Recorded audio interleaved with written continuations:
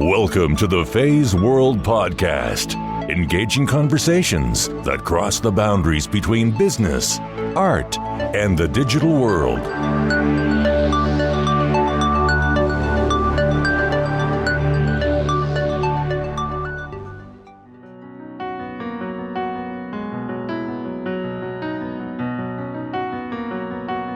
And so that was like the first sign that my life could not only be mine, but could be ours. When you lose a child, it's like the life you know is over. My heart had a huge hole in it. I could actually feel the air blowing through my heart. I just couldn't do any of whatever I was doing anymore at all. So I had to kind of start from scratch, really, and rebuild the life. And I wanted to rebuild a life that had meaning and that had purpose. But now I realized I am living our life. So what grief counseling is, doing nothing but being there to listen for people, just to hear what they have to say, what they want to express, what they're feeling, not trying to help them or change them or teach them or guide them. It's just being there, someone who can listen to whatever they have to say. The thing I would change in the day-to-day now is almost nobody talks about Samantha now. It's like people don't want to make me feel bad, so they don't want to bring her up. But it's the not bringing her up that makes me feel bad. I love to talk about Samantha. It makes her still, present and alive and, part of life.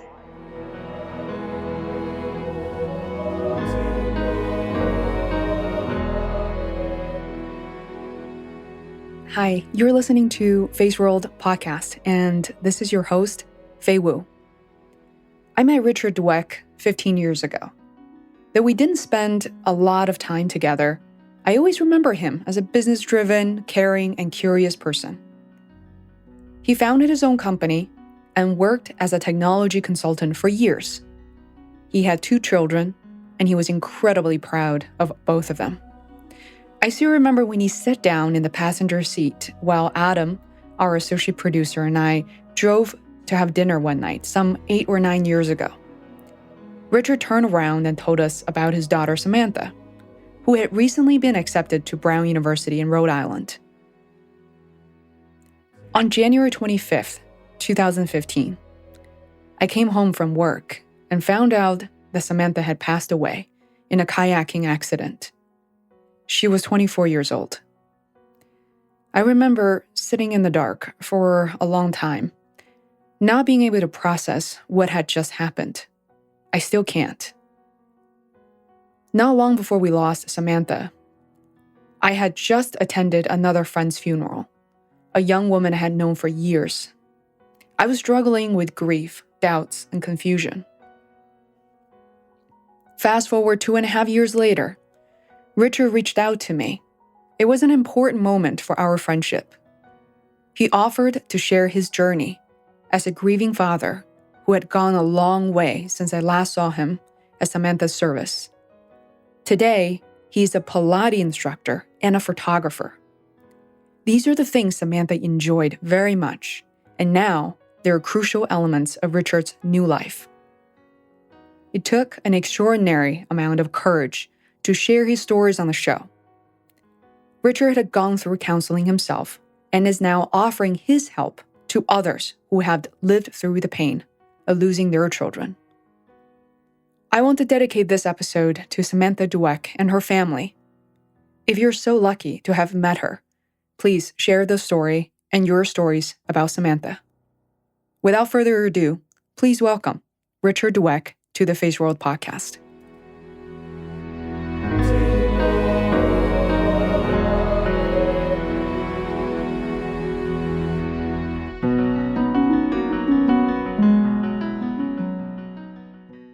Why I wanted to talk to you, I thought, there might be something for other people. I could kind of help other people through my journey that I've taken from really the depths the deepest depths of despair and not really wanting to be alive anymore to, kind of rebuilding another life, and like how I did that, and, how I'm seeing my life now. I not immediately, well, within a month or two after Samantha died, or maybe 3 months after, I sought out grief counseling. So I looked on the internet and I found there was a place right nearby in Palo Alto, a grief counseling center, nonprofit, free, donation based, and I went, and they had a group they were trying to form, the next group for parents who had lost adult children. So I said, that's perfect. But then the group didn't come together. They didn't get enough people, and thank God. And then, so I said, okay, I need some help. So they gave me an individual counselor, and he was great. And I stuck with him for like 9 months. But I also then, after 3 months, the groups did start, and I was in that group for 6 months. But his counseling showed me, that was the first thing that showed me that someone could survive this. He had lost someone in his life, a number of years before, and he was somehow functioning, and he was, out there in the world enough to help me. So I realized, A, it was great, and it was like he was saving me, and B, that was something I wanted to be able to do eventually for other people. So I went through that, and then after about, I guess 9 months later, so there was a teacher, a peer counselor training, but they wouldn't let me get into it until I had been out of counseling for a year. So I actually ended counseling probably prematurely because I knew the next step for me was helping others. That was the next step in my healing. Wow. So you wanted to do what Steve did for you to other people. Yeah, he did, yeah. And so I wanted to do, I felt it was like the next step, and it was something, Samantha would have wanted me to do. And so that's one layer. But that brings me to the theme of my life, which is, and we'll circle back to Pilates. I was on the mat, taking a class. This was only maybe 4 months after she died, 3 months or 4 months after she died. And I was in this class, and I was killing myself. And I'm like, why am I doing this? I could be home eating breakfast. Like, why am I here at whatever it was, 9:30 or 10:30 in the morning, killing myself, like working harder than ever. And I looked down, and I'm on Samantha's mat that I had inherited from her. And I thought, oh my God, she was a gymnast, and she was all about core strength. And here I am, making my core like amazingly strong. And so that was like the first sign that my life could be, could not only be mine, but could be ours. And I could, do the things that I'd always wanted to do. I'd always wanted to be a yoga teacher, but I never had time for it when I was doing my business, Third Millennium. And, I was working 8 hours a week, and I just never had time to go and do the yoga teacher training. But I thought, like now I could do the things that I want to do, using her energy as well as mine. Whatever resistance I have, okay, I have all her energy, and it kind of moves me forward. So I could do the things I want to do. I could do the things she wanted to do. She had a lot of things she wanted to do. So I could do those things, for us. And then I could do the things that would make her proud of me. If there's an afterlife and she's looking down, and I don't know what I believe in anymore. If Samantha could die, I don't know what I believe in anymore. But, so I could do the things that would make her really proud of me. And so I started living, a better life, than what I had. I had to remake my life. My life was over. So when Samantha died, my life ended. I have Jake, and I love him. I love him just as much as I ever loved Samantha. But when you lose a child, it's like the life is over. My heart had a huge hole in it. I could actually feel the air blowing through my heart. I could just walk around and I couldn't breathe. And even as I talk about it right now, I could feel my breath constricting. So I couldn't even breathe for the longest time. And I could feel the air coming, like just blowing right through my heart. And so it's like, okay, I can't really rebuild that heart. I can't close that heart. I can't rebuild my life. There was nothing to build on top of anymore. Nothing I did or was doing was anymore. I just couldn't do any of whatever I was doing anymore at all. So I had to kind of start from scratch, really, and rebuild the life. And I wanted to rebuild a life that had meaning and that had purpose. And I wanted to, kind of rebuild, in essence, evolved. I wasn't saying this a year ago, but now I realized I am living our life. I'm living my life and Samantha's life. The other day, I got a vision of a grapefruit. Take the grapefruit, cut it in half, take out all the, the pulp, and you have the two shells, and you put one side, one in the other. That's how I'm living. I look like Richard, but inside is a layer of Samantha, like right under my skin. So I'm living our life, and I'm trying to live the best life I can for both of us. So, so I'm doing the Pilates, and, that's the greatest. And then she was creative, and, I was sitting on a couch. I was at my favorite coffee shop with this friend of mine. So I have friends of all ages. So my friends range from 23 years old to 100 years old now. And my 23-year-old friend, she's an artist, and she does drawing. And we're sitting at this coffee shop talking about the future, and I'm trying to get her to go back to school. And she says, well, we talk about it, and she says, well, what are you going to do? And I said, I don't know. I'd like to actually, sitting here looking at the art on the walls, I'd like to have my photography up somewhere. I'd like to be able to exhibit my photography somewhere. She said, what about here? She looks behind us, and there's like a bare wall. I said, you mean here? She said, yeah, go ask them. So I went and I asked them, and they said, sure, bring it in, talk to the owners, and see what they say. So I went home, and I did, drag my feet a little bit. I was like, oh my God, I'm not really a photographer. I'd just done like travel photography, and on my own, but not like as a serious photographer. But I put a portfolio together. I went into my walls. I took everything that was on my walls. I went in there. It took me about 2 weeks, and I went in there and I showed them all my work, and they said, oh, we love it. Go ahead, take that wall.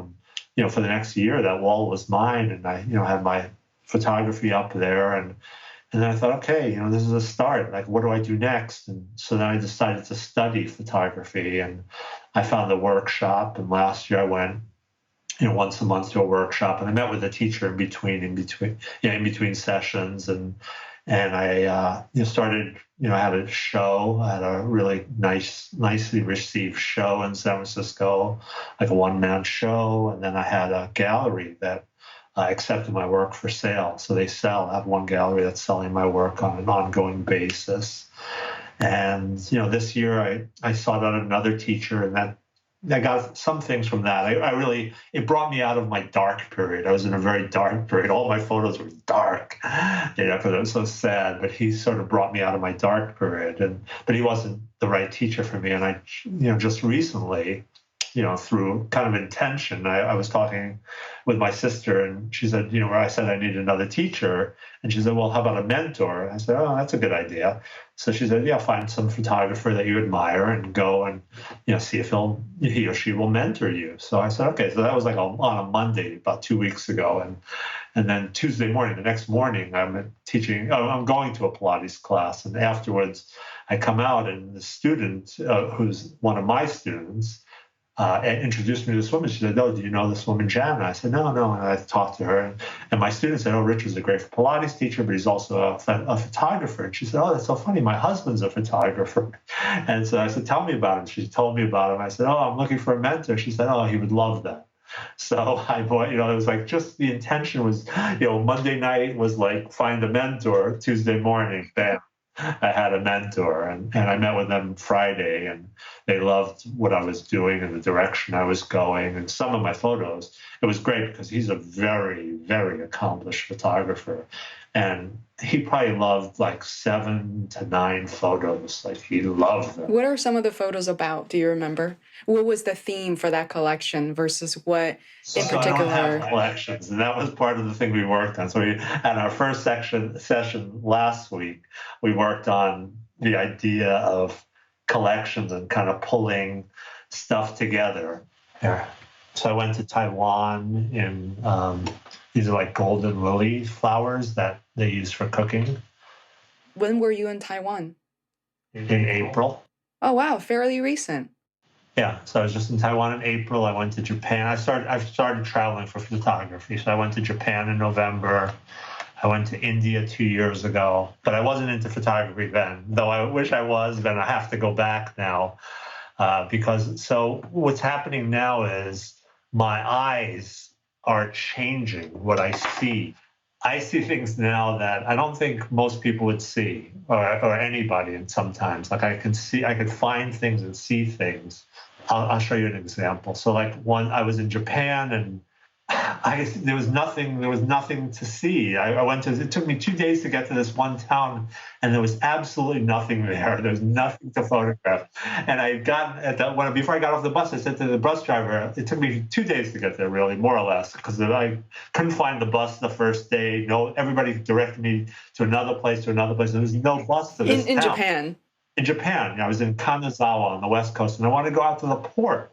And so that whole afternoon, nothing. So I gave up. And then the next day I said, I'm going to try it again. And finally, I went to the bus station. I said, no, not here. But if you walk, a couple miles, there's a stop. And I waited to stop. And it was like finally a bus came. And the driver, I was the last person off the bus when he got to the final stop. I said, he didn't speak any English, but I said more or less, how do I get back? And he pointed across the street, and there was a schedule on a pole. I said, thank you. And he drove away. And I went to the schedule, and the last bus had already left for going back. So I was like stuck there. And I figured, okay, well, don't worry about it now. There's no way to get back, but don't worry about it now. Just go photograph. So I walked around for hours, and there was nothing. It was nothing. But then I remembered a teacher had said to me, look small or look large.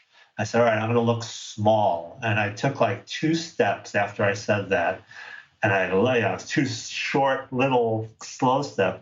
And I looked down on the ground, and there was this. And this is only probably a 1 foot diameter circle.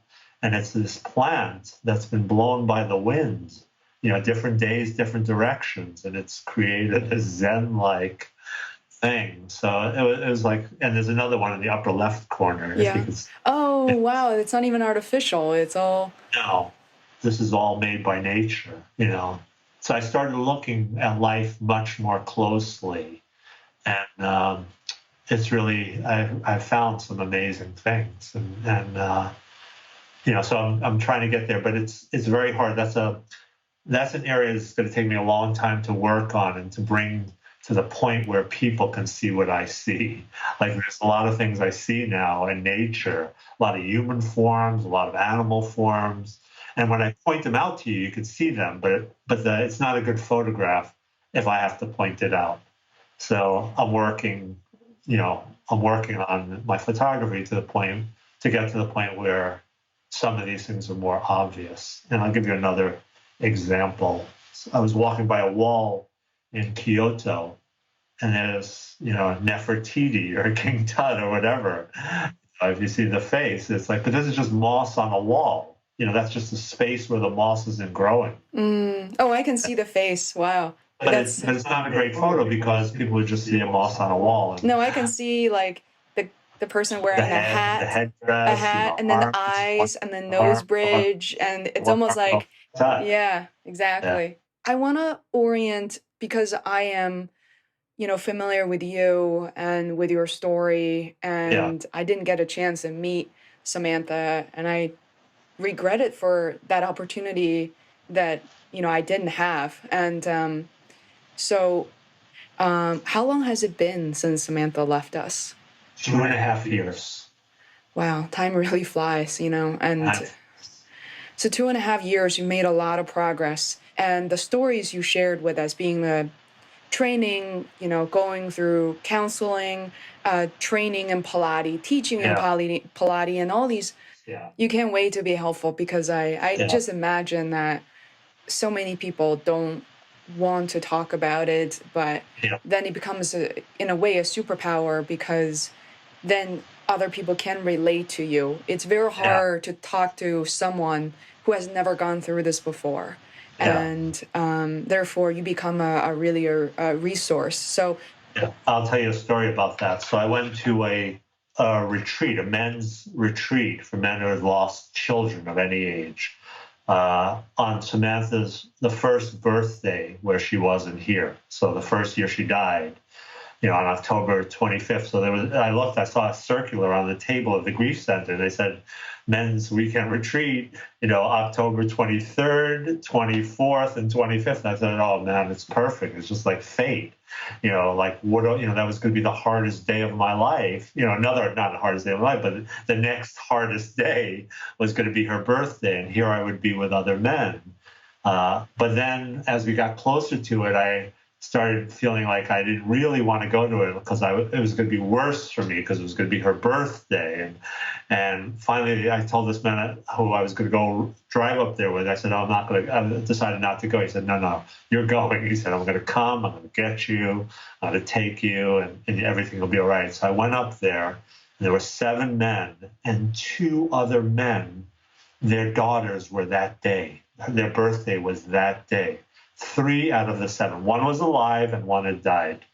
And he had another one of his children had died. But 3 out of our 7 had daughters with birthdays on that day. It was crazy. So the people who kind of facilitated the workshop brought in 3 cakes, and we had a birthday party for them. And the daughter who was alive called in and was part of it. And it was amazing. Wow. But anyway, that workshop was great. And then they had another workshop this year for men, and I volunteered to be one of the people behind the scenes assisting. But then there were 2 other volunteers, but they weren't parents who had taken the course.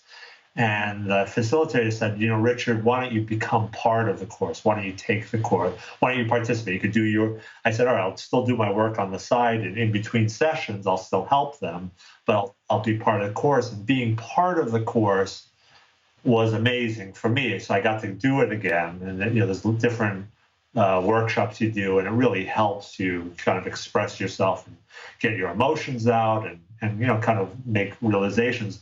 But it was very, very, very helpful to the other men in the course, because they saw where I had come to in 2 years, and they couldn't imagine. They were still a month away, 2 months away, 3 months away, or 6 months away from their loss. And they said it was so helpful to us, which is exactly what you said. It was so helpful to us to see you, having been in our seat, 2 years before, and now to be where you are now in your life. It gives us hope. And each man said that individually to me, at some point during the weekend. So I realized there was a lot of power in being able to just model, a life, for others who can feel like, who feel like their life is over. I don't know if you got to some of the details, and it's hard to meet someone for the first time and, start asking questions. Rather, there's an opportunity to connect at any level that's meaningful. Do you know if out of, the people that you met, and maybe these 7 men in particular, did you find out under what circumstance did they lose their children? Was it to illness? I know everything. I know everything. So through the grief counseling, what grief counseling is doing nothing but being there to listen for people, just to hear what they have to say, what they want to express, what they're feeling, not trying to help them or change them or teach them or guide them. It's just being there, someone who can listen. You're just there with them, and you feel what they feel, and you've been through, something similar, so you could understand what they're doing, what's going on for them, but just allowing them and creating a space where they can express whatever their grief is. Like everybody's grief is completely different, and there's no one way to grieve. And essentially, you just shut up and you listen. It's really about just listening and just, like everybody has people in their lives, but all those people have their own, they've also experienced that death, or they're their work co-workers and they don't know how to relate to them. And, it's like there's all these people in their life that have some sort of relationship that in a way can cloud them just expressing themselves fully and let them feel listened to. I found out about this almost immediately after I started the podcast. I feel that most people walking around in this world are desperate to share their stories, their experiences, and many of my guests, everybody's trying to be of service and help the listeners to learn something from that experience.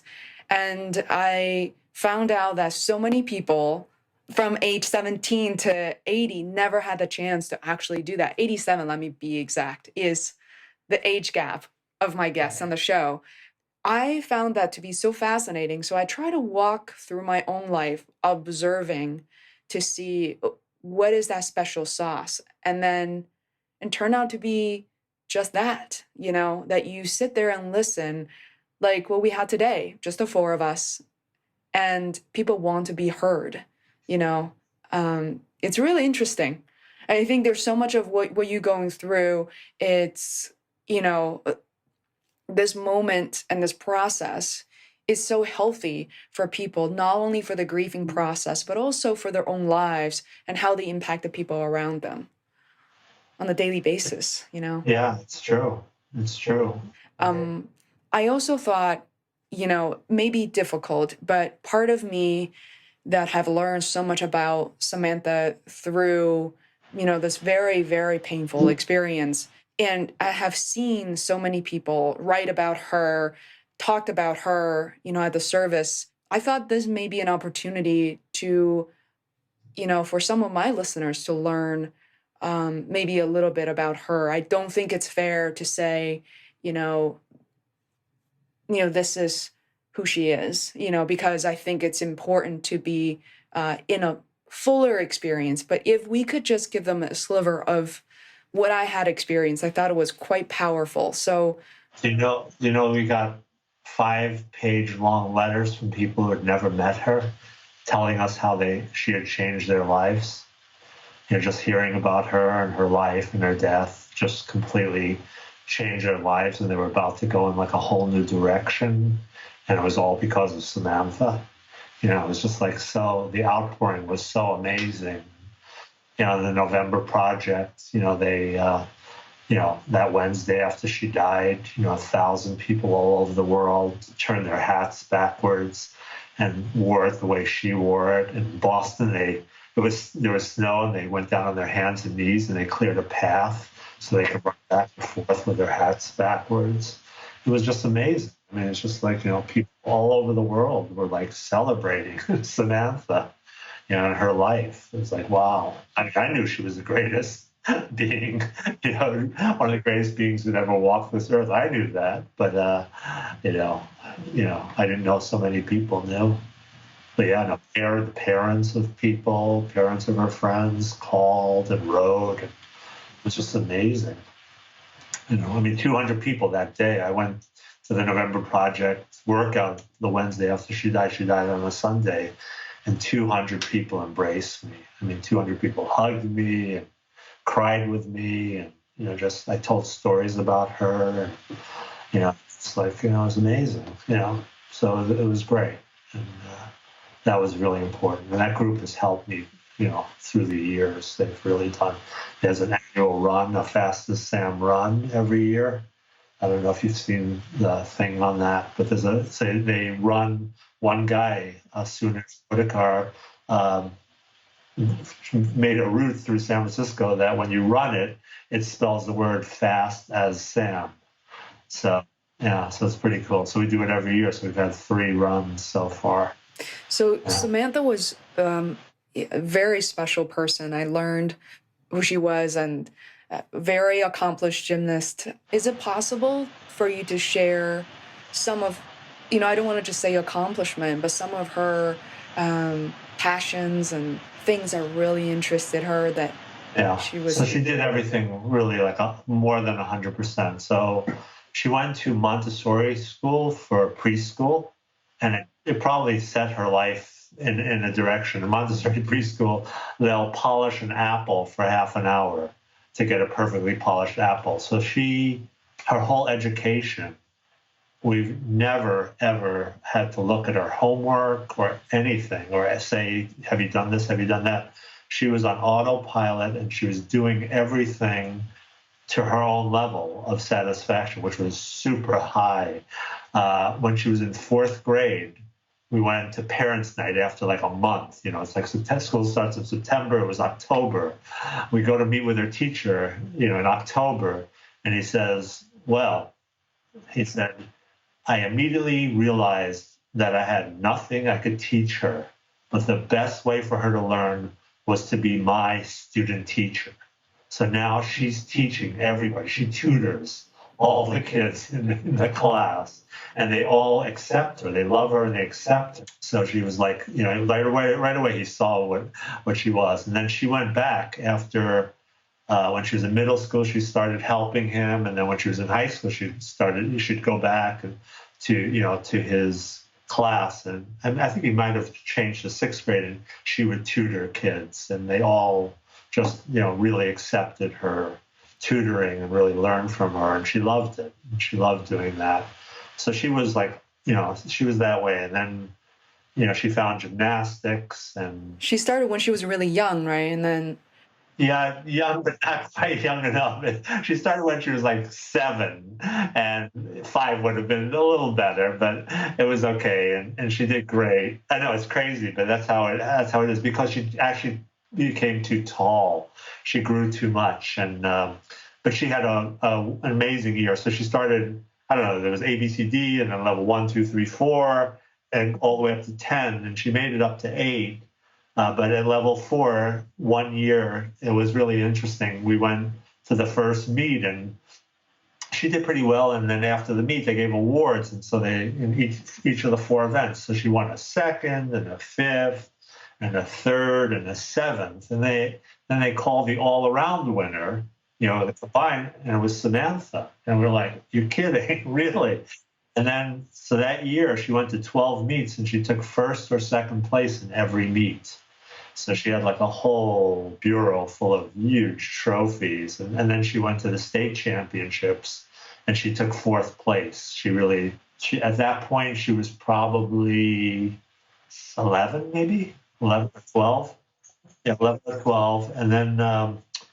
And then she got too tall. When she was like about 14, she was too tall, and she kept breaking her hand on the balance beam when she flipped over.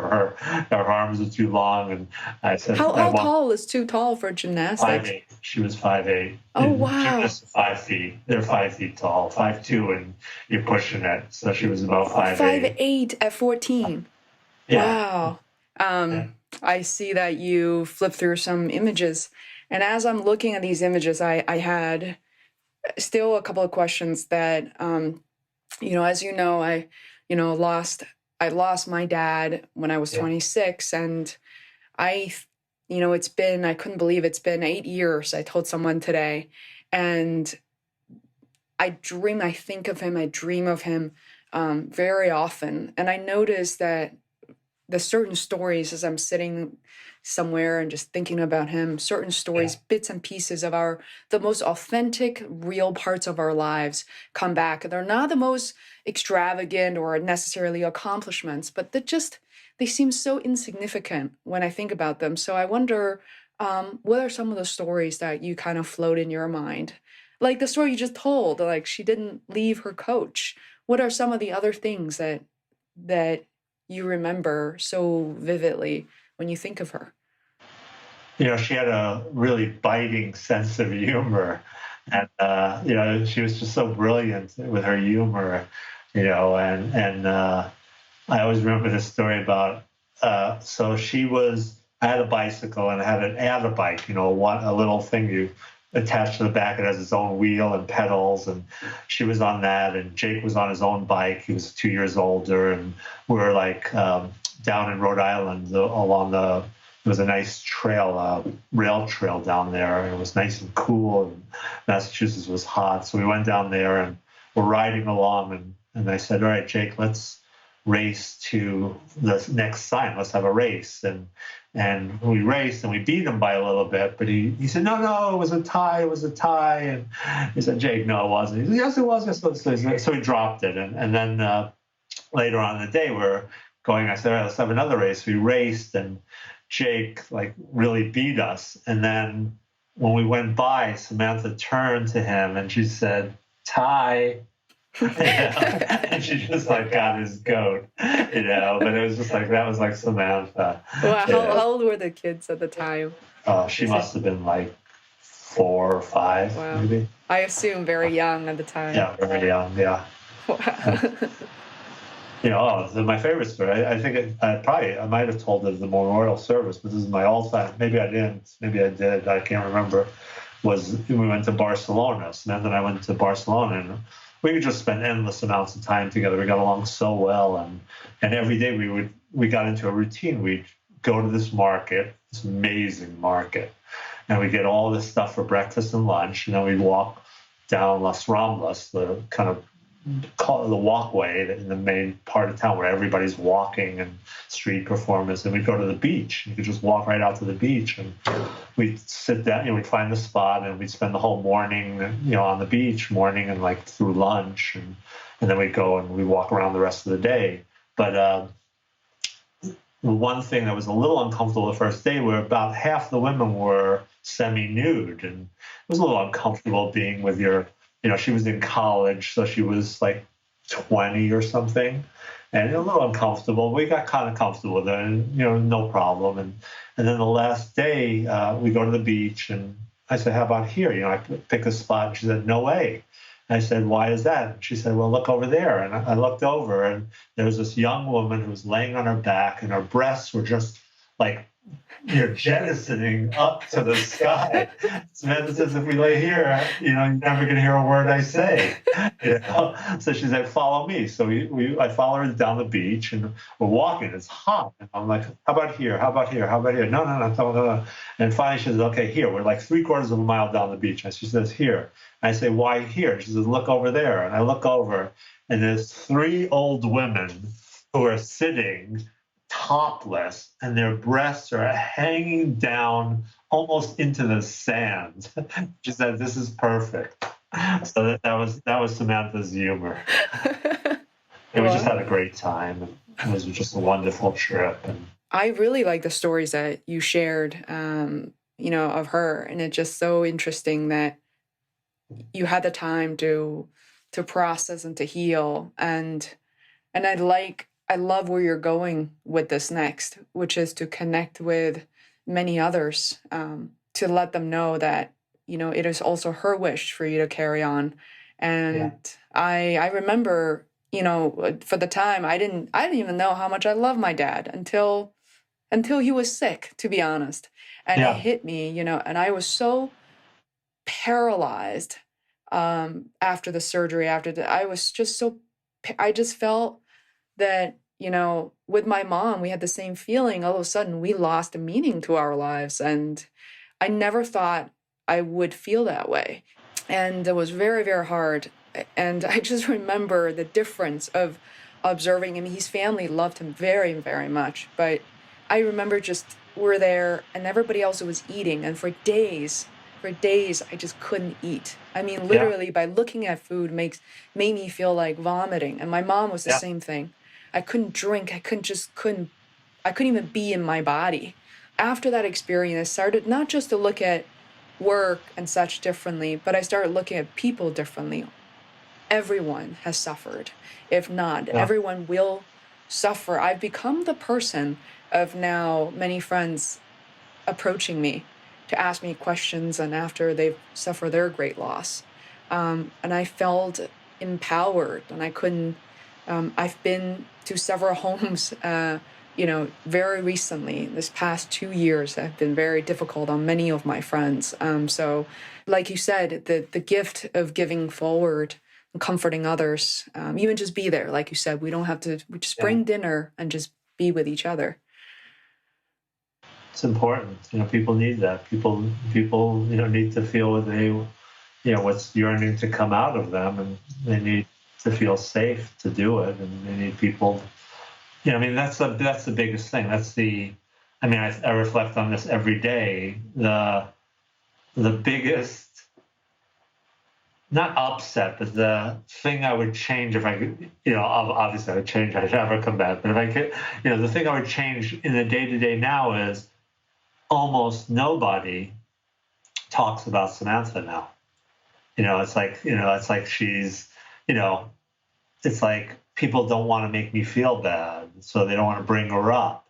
But it's the not bringing her up that makes me feel bad. I love to talk about Samantha. It makes her still, present and alive and, part of life. And, so it's really hard. People don't want to bring me down. So I think a lot of people, you brought up an interesting point of how people should approach you with the right questions. Again, everybody may be different, but I've spoken with a number of guests on the show, and I always ask the question, and the same to you as well, how do you prefer people to maybe act around you? Because their assumptions may be incorrect, right? Yeah. Most of the assumptions are incorrect, but I just like to talk about Samantha, so they could ask me anything. If they knew her, like the people who got this eventually. I had to tell everyone because nobody got it, and everybody was trying to tiptoe around me to not make me feel upset or not bring up the memory because it'd make me sad. Well, it's the exact opposite. And when the people who got it now, when I talk to them, they say, "Oh, I've just thought of another story about Samantha. Do you remember the time, blah, blah, blah?" We get to revel in it, revel in her memory and how wonderful she was. So, instead of avoiding, you should, kind of share your memory or ask a question, hey, I didn't know that much about Samantha. Can you tell me more about her? That's great, or it's been, I know it's been 2.5 years, like how are you doing with it? And, how are you feeling? And just opening up the subject so that, a person can talk and express themselves. But really, there's nothing better than somebody bringing up Samantha to me. And that's the best thing. In general, parents love to talk about their kids. And it's so important for me to hear that. And now many more people will learn about this. If you're unsure, at least ask, right? Yeah. And I think that part is so important. I never, sometimes I felt almost distance from my dad. We weren't very close. And I remember sharing a piece of calligraphy of his on Facebook, just on the background, and I didn't realize how many people start to engage with that, and many are American, they couldn't quite read a character. But I also find myself really interested in sharing who he was, and he is still so much a part of me. I mean, we look like each other, we're genetically so much more similar. I am so much more similar to him than I am to my mom, and wow. I feel the same way about Samantha to you, and that's very natural. I think just the DNA works in general, look-wise and skin, everything, and wow, I just learned so much about, what you've been going through, and I'm so glad to be able to kind of share this story out with, so many other people, Samantha's friends who are, I'm sure they're thinking about all of you and wanted to know how you're doing, and also so many people who still are going through the process. And thank you so much for chatting with me about your experience, your recovery, Samantha, and I think it's all coming together, and much love. Okay, same here. Bye. Bye-bye.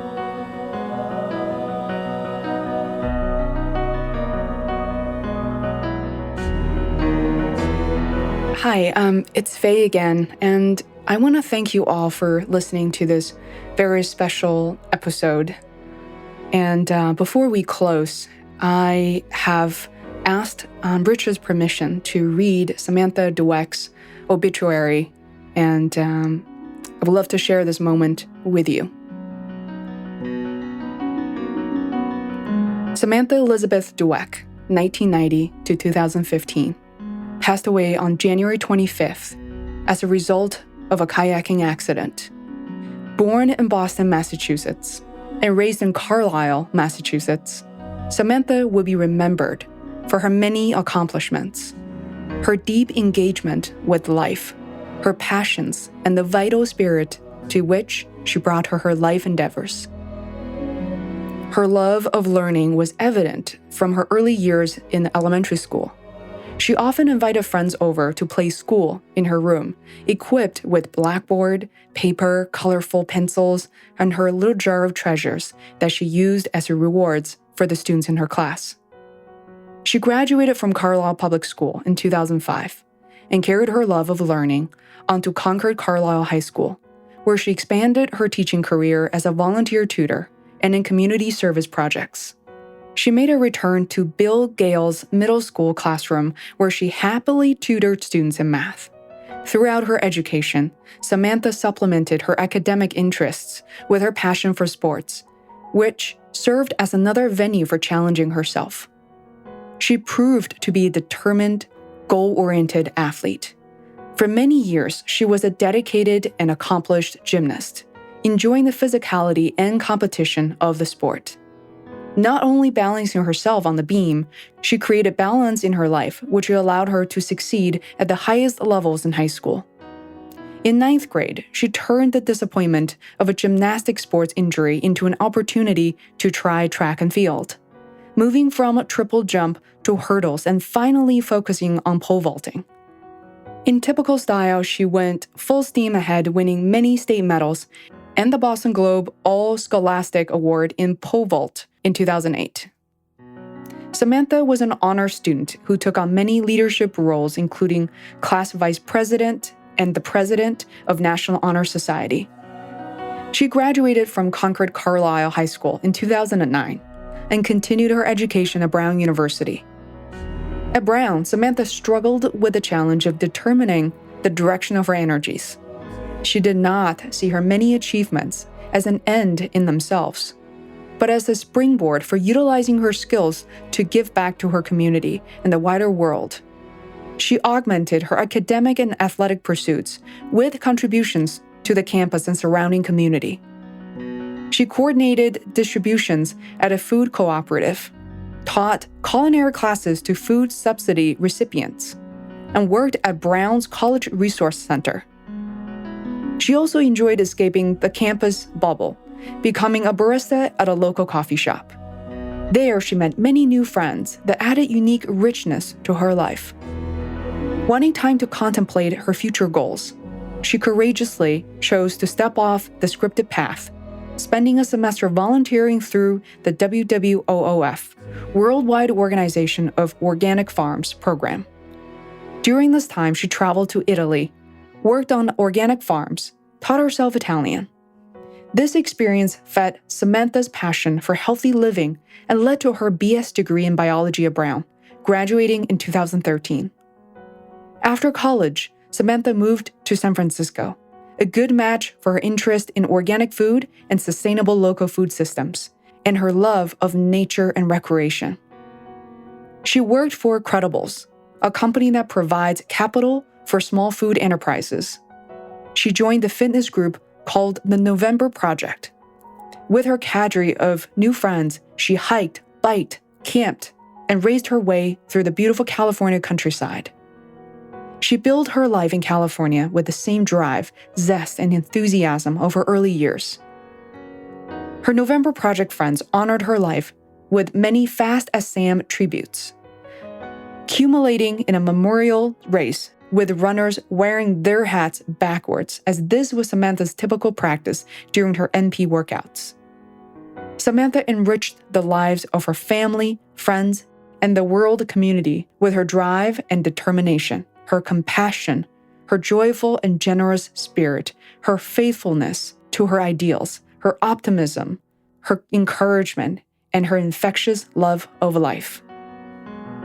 Samantha is survived by her mother, Shelley Grant Dweck of Carlisle, Massachusetts, her father, Richard Dennis Dweck of Mountain View, California, and her brother, Jacob Winston Dweck of New York City, New York. She also leaves behind many loving aunts, uncles, and cousins. Published in the Concord Journal from March 5th to March 12th, 2015.